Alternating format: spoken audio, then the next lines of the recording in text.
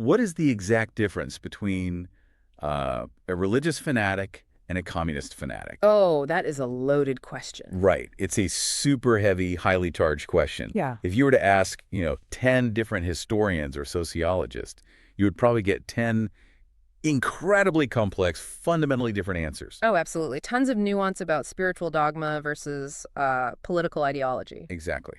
But according to this highly provocative lecture, which was delivered in March 2026 in Gwangju, South Korea, the answer is brutally simple. Brutally simple. The answer is zero. There is absolutely no difference. Wow. Yeah, both are just instances of human beings falling into a theory or a logic. So, welcome to today's deep dive. We have a really fascinating stack of source material to get through today, unpacking that exact lecture. And before we get into the weeds of this, I just want to clearly set the stage for our mission today, for you listening. Yeah, good idea. We are looking at a text that makes some really sweeping claims. About history, human nature, global politics. So our objective here is not to debate the politics. Right, we're definitely not endorsing any specific worldview here. Exactly. We are remaining entirely neutral. We're not validating the historical figures mentioned or anything like that. We are just going to use this text as a lens. A really unique lens. Yeah, to explore a framework for understanding human psychology, how our belief systems evolve, and ultimately, this remarkably bold geopolitical prediction the speaker makes for the year 2030. Okay, let's unpack this. Because the source material, it doesn't just stop at comparing religious and political fanatics. No, it goes way further. It immediately broadens the entire definition of what religion or faith actually is. It groups together some incredibly surprising examples under one massive umbrella. Right, it totally redefines the word. Yeah. According to this text, communism is a faith. The Democratic Party is a faith. Corporate ideologies like the culture at a massive tech company, that is a faith. Which is such a wild way to think about it. Yeah. And it includes following historical figures, too. Whether you're talking about North Korea's Kim Il-sung, South Korea's Park Chung-hee, the Roman Emperor Nero, a military general, or Jesus and God. They all get put in the exact same bucket. Right. The text claims that dedicating yourself to any of these entities utilizes the exact same human mechanism. It strips away all the, mystical or spiritual connotations we usually attach to religion. So it's purely functional. Yes. The text argues that whenever you create a group based on an invisible power or a central ideology or even just a charismatic figure, you are engaging in an act of faith. It views religion as a structural tool for human organization. Hold on, I'm struggling with this leap just a bit. That's fair. I mean, are we really saying a corporate mission statement or a political party platform is functionally the exact same thing as a millennia-old world religion? According to this framework, yes. That just sounds like a massive stretch. It feels like we are flattening thousands of years of human culture into like a single bullet point. Why would human beings naturally create these systems in the first place? Well, that is where the text introduces its core premise about human nature. The source describes human beings, interestingly, as gods who currently lack power. Wait, gods. Yeah. The underlying philosophy here is that we are fundamentally capable divine entities, but because we feel weak or lacking or vulnerable in the physical world, we don't trust our own strength. Oh, I see. And because we feel weak, we naturally seek out what the text calls a captain. A captain, like someone to steer the ship because we are too afraid to take the wheel ourselves in a storm. Precisely. We seek out a larger force, a cohesive logic, or a central deity to rely on. Okay, that makes sense. And what's fascinating here is that the text doesn't view these faith systems, whether corporate, political, or spiritual, as ultimate, unchangeable truths. They're more like tools. Right. They are practical, temporary survival mechanisms. They were created by leaders to gather people together, to pool their collective individual weaknesses into a combined strength. Specifically to survive when times were incredibly hard. Exactly. It reminds me of when you watch a massive skyscraper being built, the first thing that goes up isn't the glass or the steel framework of the actual building. Right, it's the scaffolding. Yes, it's the scaffolding. Yeah. You have this towering, interconnected web of metal pipes that completely surrounds the structure. It's absolutely essential. You literally cannot build the tower without it. Because the workers need a place to stand. Exactly. They need safety. They need structure. So are these belief systems basically just psychological crutches we use when we don't have enough strength to stand on our own? Like scaffolding for human evolution? That is a perfect visualization of the text's logic. We needed the scaffolding. We desperately needed the structure to pool our resources and survive the harsh realities of early human history. But if we build these massive scaffolds to survive because we are fundamentally weak, what happens when we actually achieve that survival? Right, what happens when the building is finished? Yeah. What happens then? Well, if we connect this to the bigger picture, the text lays out a very specific historical timeline to answer that. It points directly to the era following World War II as a global tipping point. Okay. Post-WWII. After the devastation of the war, there was a massive era of unprecedented global consolidation. As societies rebuilt, the landscape of human organizations shifted dramatically. It's like watching drops of water on a windshield in a rainstorm. Oh, I like that. You have all these tiny individual drops, but as they move, they merge together, and eventually you're left with just a few massive drops dominating the glass. A very apt comparison. Small religions, localized companies, and fractured nations were either absorbed or destroyed. The era of small-scale survival groups just ended. Exactly. And in their place emerged the giant multinational corporation, the superpower nation state, and the mega religion. We entered an era of massive unified organizations. The scaffolding became enormous. And this is where the source material introduces a really sharp critique of modern society. It's a very blunt critique. Yeah, because these organizations, these captains, were originally supposed to help us grow. They were supposed to protect the individual when the individual's weak. Right. But once they achieved that massive post-WWII scale, the text argues they fundamentally changed their nature. They turned into cartels. Cartels. And the distinction the speaker draws between a support system and a cartel is vital to understanding the rest of the lecture. How does it define the difference? Well, a support system exists to benefit and uplift the individual. A cartel, on the other hand, exists entirely to benefit and sustain itself. Its primary directive is its own survival and expansion.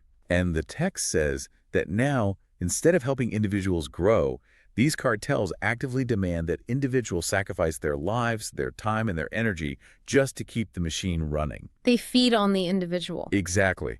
Think about your own life for a second. When you look at the organizations you belong to right now, your job, your political party, how much of your loyalty is based on actual alignment?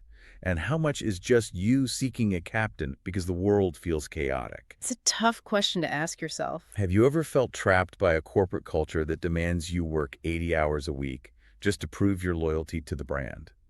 Or a political identity that demands you completely abandon your own nuanced views to perfectly align with the party platform? The cartel demands your sacrifice to maintain its own power. Right. The individual becomes entirely subservient to the organization they originally created to protect them. And this brings us to a major turning point in the speaker's argument. The lecture declares that the era of relying on these organizations, of needing this massive scaffolding, is officially over. Over entirely. Yes. According to the text, human economic and social growth has reached a plateau where basic survival is no longer the primary global struggle. We've crossed into what the text calls a liberation era. A liberation era. The growth phase is complete.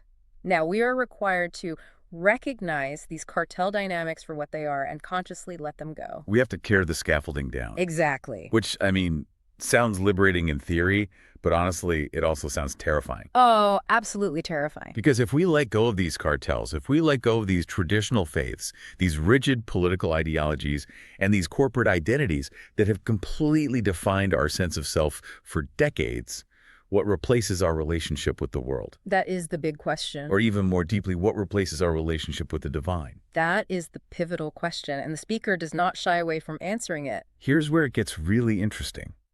The text introduces a radical, almost shocking reframing of how humanity should interact with the concept of the divine moving forward. It's definitely a paradigm shift. It argues that continuing to cling to and beg God, or whatever deity or universal concept you personally believe in, is actually a glaring sign of weakness at this point in human history. The source states quite literally that if you are still begging the divine for help, for money, for success, it means God has failed to raise you properly. Wow. And that realization, that failure of the human to mature according to the text, actually makes God cry. It makes God cry.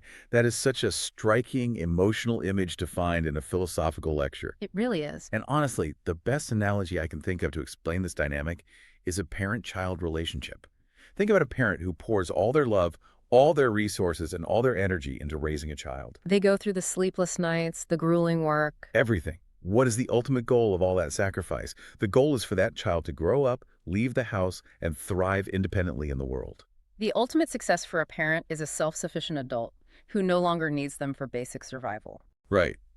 Now imagine a 40-year-old who is still living in their childhood bedroom, constantly clinging to their parent's leg, begging for an allowance, Oh, man. begging the parent to call their boss, begging the parent to solve every minor inconvenience of their life. The parent in that scenario doesn't feel worshipped or respected. No, they feel a profound sense of sorrow. Exactly. They feel like they failed because the child never achieved independence. The text is saying that right now, in the 21st century, humanity is acting exactly like that 40-year-old child living in the basement. It is a profound shift in perspective regarding spiritual maturity. And, to build on that, we need to unpack one of the most provocative, controversial lines in the entire text. Okay, well, let's get into it. And again, maintaining strict neutrality here, we are just looking at the internal deterministic logic the speaker is presenting. The source claims that Buddha, Jesus, Nero, Hitler, and even quote-unquote thieves were all equally disciples of God. Wait a minute. Grouping those specific historical figures together, putting spiritual leaders next to some of the most horrific tyrants in human history, is incredibly jarring. It is deeply uncomfortable. How on earth does the text justify placing them in the same category? It justifies it through a deeply deterministic, almost mechanical view of human history. In this specific framework, nature itself is synonymous with God. Okay, nature is God. Yes. And the text argues that every historical figure, regardless of whether their impact was traditionally viewed as righteous, benevolent, horrific, or anything in between, was simply playing out an assigned, functional role in human history. They were playing out a role. They were all catalysts. Okay, but how exactly do tyrants function as catalysts? What is the mechanism there? The text views human evolution as something that only happens under immense pressure. Think about what happens to a population under the horrific pressure of a tyrant, or the terror of a ruthless empire. What do we do? Humanity consolidates, we form stronger alliances, we advance technologically at breakneck speeds just to survive. We build massive defense infrastructures. Exactly. And we form those impenetrable cartels we talked about earlier. Without the threat, the text argues, the weak gods of humanity would never have been forced to band together and build the scaffolding. So the argument is that the dark figures of history provided the brutal evolutionary forcing function, while the spiritual figures provided the cohesive logic to keep people together during that trauma. That captures the logic perfectly. The text strips away our traditional moral judgments about these figures. It just looks at the mechanics. Right. It views them purely as functional mechanisms of a grand natural design. They were all just immense pressures meant to push human evolution forward to the point we are at today. So if all of this, the dark parts of history, the light parts, the trauma, the cartels, the ancient religions, if that was all just a necessary scaffolding to get humanity to this current point of maturity, what is the new mandate? That's the core question. If we aren't supposed to be begging God for help anymore, how do we actually please this nature, this divine force? The text provides a remarkably simple yet challenging answer. By living brightly, independently, and joyfully. Just being happy. Basically, yeah. I mean, that almost sounds too simple after talking about global cartels and historical catalysts. Well, it goes much deeper than just a fleeting, surface-level emotion. Living joyfully in the context of this lecture means doing your own work well. Finding your autonomous purpose. Right. It means living a life that genuinely radiates fulfillment without needing to extract value from others. And no cartel behavior. Exactly. The argument is that living a brilliantly independent life is the ultimate fulfillment of what all our ancestors and all those past historical catalysts sacrificed for. It proves the system worked. Your independence and your genuine joy are the empirical proof that the grueling, brutal growth phase of human history actually achieved its goal. So humanity's overarching goal right now is to step into this joyful, independent post-growth phase, to tear down the scaffolding and stop clinging to the cartels. That is the mandate. But on a practical global scale, how does a shift of that magnitude actually happen? I mean, if the old gods and the corporate cartels are obsolete, who teaches humanity this new way to live? A shift like this surely requires a physical epicenter. And this brings us to the final and highly specific geographic prophecy contained in the source material. Here we go. The speaker doesn't just leave this in the realm of abstract feel-good philosophy. They plant a flag firmly in the ground. Where is the epicenter? The text asserts that South Korea, referred to historically in the lecture as Haedong, or the Republic of Korea, is the physical epicenter for this impending global shift. So South Korea is the focal point. Yes. The text claims that South Korea is the land with the highest energy on Earth, specifically designed by nature to forge the ultimate leaders for this new era. But why South Korea? I mean, what makes them the designated leaders in this specific framework? To understand the why, we have to look at a cultural concept the speaker leans heavily on to justify this claim.